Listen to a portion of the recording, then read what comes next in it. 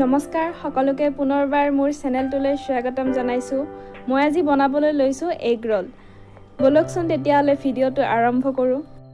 ৰোলটো বনাবৰ বাবে মই ৰুটি এখন বেলি টাৱাত অলপ সময় সেকি লৈছোঁ।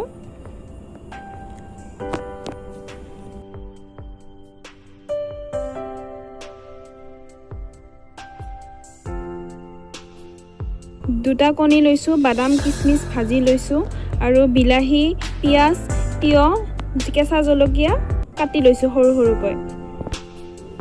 টাৱাত তেল অলপমান দি এটা কণী ভাজি লৈছোঁ আৰু কণীটো ভাজোঁতে মই অলপমান জলকীয়া গুড়ি, হালধি আৰু নিমখ দি লৈছিলোঁ।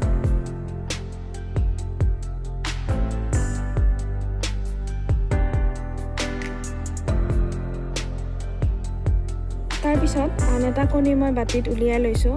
তাতে নিমখ অলপমান দিছোঁ, জলকীয়া গুড়ি অলপমান দি লৈছোঁ আৰু হালধি গুড়ি অকণমান দি দিছোঁ।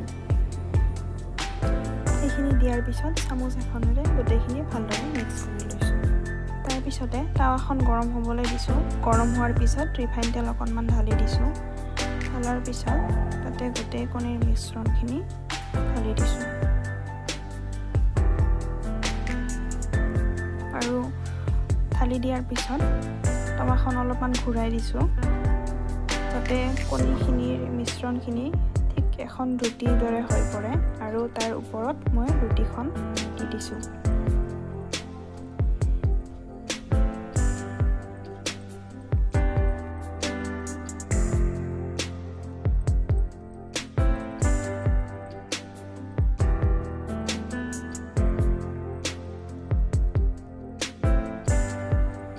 এতিয়া মই এখন ওলটাই দিছোঁ।